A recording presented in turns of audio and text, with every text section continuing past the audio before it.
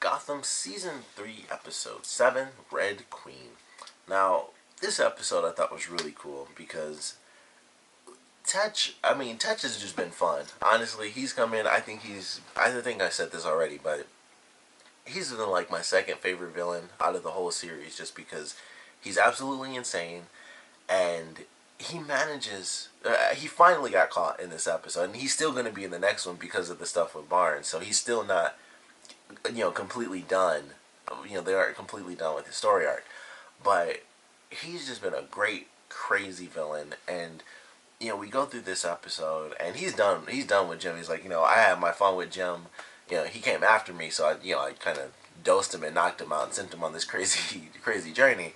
But he's going after the old families in Gotham and all this other stuff, and he's just been a really great freaking villain. I think he's super insane, of course. He's all the Alice in Wonderland stuff. They do the Red Queen for this episode, of course, but I thought it was just well done. I was like, all right, this is a great. I guess like I said, it's his great final episode is him as an actual outside, doing stuff villain, because now he's actually going to be in Arkham, so he's busted. But this was, I thought, a really nice final episode. It gave us like basically a big chunk of the episode, which was Gordon and his hallucinatory, sort of journey of self-discovery, really, and I love that they did this, honestly. I was super happy when the episode started, and it's like, alright, Tetch comes in with his, his two goons.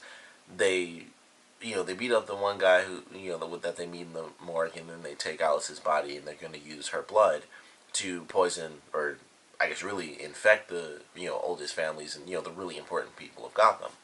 So they have that sequence. He takes the body, and then we have Barnes and Bullock, and it's like, all right, we got to figure out what the heck is happening, where he's at, what he's gonna do with this. And then Jim shows up, and I really love this scene because I just thought it was cool because he's always getting a lot of leeway, and normally I'm fine with that, but I just love the way that they changed in this episode where Barnes is like, you know what? I've given you so much slack. Like this, like you were done getting any sort of special treatment. Like if you're a cop, then sure, you can learn everything that we know, and you can actually help us. But we're not going to let you run around as the bounty hunter character anymore. So it's one or the other. And even Bullock was like, you're afraid to be a cop. Like, you need to freaking step up and make a decision as to what you're going to do. And I thought that was great. I was like, man, Bullock is always on his side. And even he turned on him. And I was like, wow, I actually like that. Where it's like, he just, especially with the last episode, he just didn't trust them enough. He was constantly doing everything on his own, and it just kept leading to crazy situations because he was just trying to do it himself instead of being like, hey. And in the last episode, there's a bit of it where it makes sense because it was like, of course, if I see a bunch of cops, then everybody's gonna die.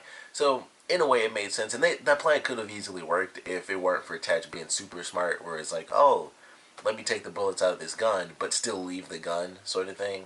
So that still could have worked, and they could have planned it out, but there are still some elements there where they're totally right, where it was like, hey, you either need to be a cop or you need to back off. And I thought it was really cool that even Bullock, was siding with Barnes on this one. So I was like, that's a big change, because Bullock is always helping Jim out, in secret, and like busting him out of the back of the truck and all sorts of crazy little stuff. So it was kind of interesting to see him just be like, you know what, I'm done helping you. Like, you're either a part of this team or you're not, and that's it. So you got to get out of here. So I like that opening sequence, and that was basically Jim's whole story this episode. Aside from him being honest about why he said to kill Lee, and they do talk about it super early on. Vale is like, you did it because you knew that he would do the opposite of what you said because you still love Lee. So she was just like, you still love her, so that means we're done. And it was plain and simple, and that was it. And then he was trying to lie to Lee, and it was like, I did know that he was going to do that, and he's trying to deny the fact that he still has feelings for her. And even she got mad at him. She was like, wow, like, you could at least be honest about it. Like, you're not an idiot, I'm not an idiot, but you just want to lie to my face. And she's like, they're right, you are scared to just be honest with yourself in a lot of different regards.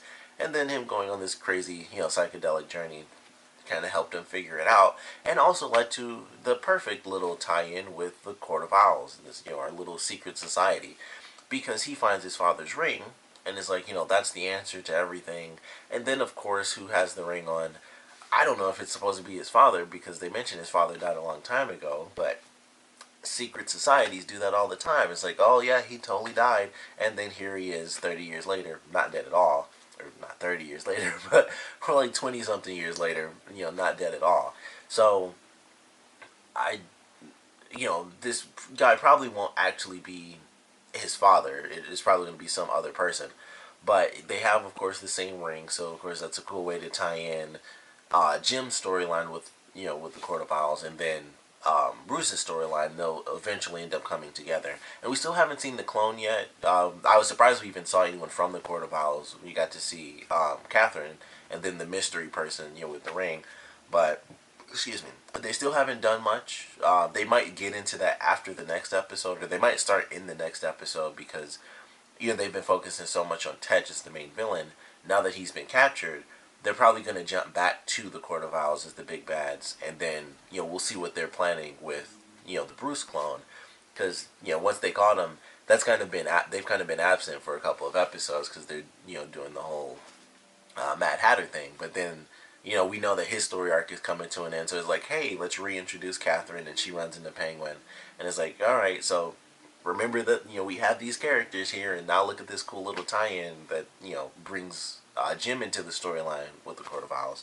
So now that we have Tetch captured, it seems like they're going to be kind of moving back into that, which I'm totally fine with, because those are the other big villains. So I'm really excited, actually, to see how far they truly take this, and especially now that they've done the crazy tie-in where somehow it's either going to be Jim's dad was a part of this society, or he never realized this, but his entire family is actually a lineage of the original family, and he just didn't know that, because he maybe he's like he wasn't in like the main bloodline, or he just wasn't kept in that sort of society. Maybe his father left the society, or was one of the few people to get out. Maybe that's why he died, and they kind of lost track of his son. Maybe there are a lot of different little possibilities, but I'm excited to see what they do with them. Now we're gonna have both Bruce and Jim kind of involved in that storyline. And then, of course, we have our other storyline in this episode, which is Penguin, Riddler, and not Kris Kringle, but I totally forgot what the character's name is supposed to be. And so they go through, and we find out that Nigma has been with this woman. He stayed with her like the whole night. It was like 12 hours or something like that. And so he finally goes to Penguin's house, who's like, he's putting in like a report, like a missing persons report and stuff, because he's freaking out. And it's like, hey, sorry, I found this woman, I think I'm in love and stuff. And of course Penguin's super pissed off, and it didn't go the way I thought it was. I thought it was going to be a bit more violent, but he did it like the really calm way. But I love the way they did the scene where Penguin's like, oh, so where does she work? And he's like, like the public library. And I was thinking, and they said he's probably like, oh, that's funny, that's the place I was going to blow up. As soon as possible. And it was just funny when he asked him that. And I'm like, I don't know what he's about to do here, but he was actually super calm about it. He's like, hey, I just need a little info on this, and you happen to know my chief of staff. And he kind of he does the subtle thing. He doesn't go like all crazy about it. He does the subtle thing where it's like, yeah, he spent time in Arkham and this and that. And she's like, oh. And he's like, oh, yeah, it was all over the news. You didn't know that. So he was trying to, kind of get rid of her and kind of make her upset. But she was totally fine with it. And it turns out, when we get the scene, Nigma was telling her the whole story anyway, which I was very surprised by. And he was like, I did do this and stuff. And she's like, it's fine. So I don't know if this is just going to be like, oh, it's no big deal sort of thing. Or maybe she's going to end up being like half villain too, or something like that. I don't know. Like, it could just be that she's totally fine. And it's like, that's in the past sort of thing. That could actually be the case. But it would be kind of cool if she ended up being a villain too. Like, and that's kind of what pushed him to go back into, the sort of villain thing. And of course we still have Penguin, which even Catherine says, like, as far as I'm concerned, once a criminal, always a criminal. So maybe they'll kind of play around with that idea, and the three of them will actually be okay. I don't know. That might take a long time, because Penguin, of course, still has feelings for Riddler.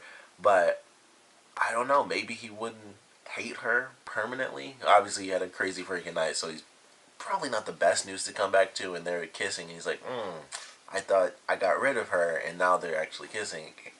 So I don't know how he's really gonna feel. I don't know how far he's gonna take it, but he tried the subtle route already.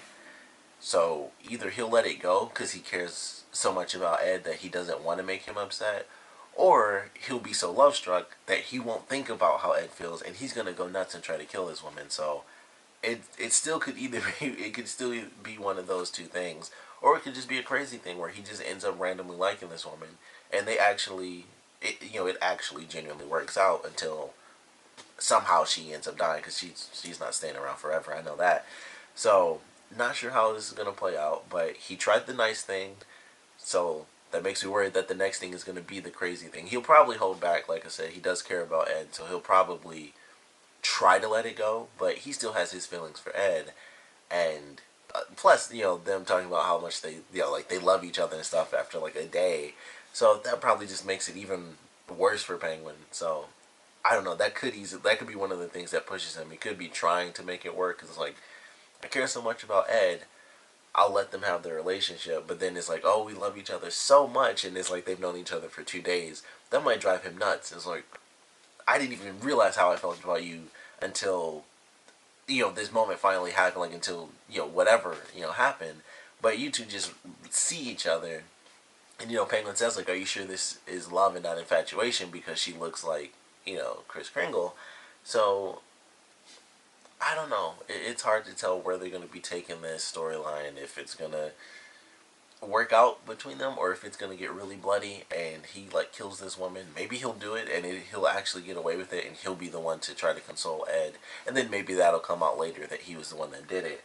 I think that'll be a pretty interesting way. Or maybe Butch will do it. I thought about that too. Like maybe Butch would come back into play, and this is how he'd do it, because he wouldn't care too much, I don't think, and he would do that. And then I don't know. Like it's hard to say, because if that did happen, I think if Penguin found out Butch did that to Ed, even though Penguin wanted that woman to go, if he found out Butch did that and that upset Ed so much, maybe he'd try to kill Tabitha, or maybe just Butch himself. But I think he'd go after Tabitha because that would be the harsher thing against Butch. So there are a lot of possibilities that they can take for this. I don't know how it's all going to play out, of course, but I'm excited for it. It should get crazy. It'll get crazy. At some point, it'll be nuts. But I had fun with this one for sure. I'm definitely excited to see what they do with his barn stuff. He's freaking out. Like, he gets more information on the rats. And it's like, oh man, we got to figure out what's going to happen. Because, there's the cure might not come for years, Lucius said. Which, cool to see Lucius. It was a small little moment, but it was cool to see Lucius. But he's freaking out like, oh, I thought it was just a random thing where it was one rat, and then it ends up being all of them. They all kind of went nuts. And then Tetch, of course, at the end of the episode, he sees like, oh, that's my sister in there, isn't it?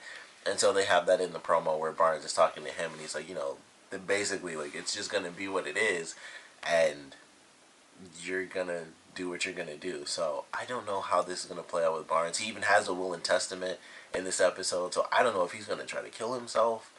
Or, because it might come down to that, because he, might not be able to control it. They might not be able to find a cure for it. We might be losing Barnes pretty soon. I don't want him to go. I actually really like the character, and I like Michael Chiklis as an actor. So I don't know. I don't know how they're gonna do it, but I actually like Barnes a lot as a character. He kind of, him being, sort of so much by the book, it adds an interesting element. And also I may have called it based on the promo. I was thinking like maybe at some point he would kind of become like a vigilante. That would be the way that he was affected, and it seems like that's what was happening in the promo. Of course it's a bunch of little clips, so I could be wrong, but I was like, it kind of seems like he is going that vigilante route. So it took longer than I expected, but I may have called it. We have to see the episode, but it seemed like he was going the pseudo-vigilante route where he's doing whatever he wants to finally stop the criminals. And there's one scene where he just flat out throws somebody through a wall. I couldn't tell who that was. It seemed like someone brand new. But somebody was like just pushed through a wall and it just like exploded. I was like, oh boy. I don't know if that was at Arkham. I don't know if that was a random criminal or what the case is. But he's losing it. I assume they'll find out. in this next episode. If they don't find out in the middle, that'll probably be like the big cliffhanger ending where he does something in front of somebody and they're like, "Oh crap, you're actually infected." So it'll be one of the two ways. Like I feel like someone has to find out at least by the end of the episode for as the cliffhanger, ending to it. But I'm excited either way. I think it'll be pretty fun in this next episode watching this really by the books character struggle with hiding this big secret and probably going nuts on a bunch of random criminals. But I want to know what you guys thought about this episode, so please comment below. Let me know your favorite parts, least favorite parts, and of course, I want to know what you guys think is going to happen with Barnes, because, like I said, I didn't even consider it until I was just talking about it. But maybe he will end up dying. Maybe he'll actually do it himself. He'll eventually freak out and be like, you know what, I'm not the person I want to be, and there's no cure for this. Maybe he'll try to do it himself, or because they don't have Arkham set up like Batman Arkham, where it's like, oh, we have this chamber for like Mr. Freeze, or this chamber for this person, or this villain, or that villain. So it's not really built for like super strength villains and all that type of stuff at this point. So I don't know what they can do with it, but I definitely want to know your predictions on how Barnes' storyline is going to go, and also I want to know what you guys think about the connection between Jim and the Court of Owls. Like, how is it going to be his dad and he just was wearing a different, another ring? Is it going to be someone related to Jim? Is it just one of Jim's father's friends or something like that? It was just someone he was close to. I would assume with him having the ring, his dad was a part of the Court of Owls and he took off at some point, or maybe he worked for them. Maybe he used to be like that assassin that came after Bruce before. Maybe he was one of those types of people and then he wanted to be a better person or something like that. But I want to know your predictions for the Barnes thing, the Court of Owls connection to Jim, and of course what you guys thought about this episode in general. So please comment below, let me know, and thanks for watching.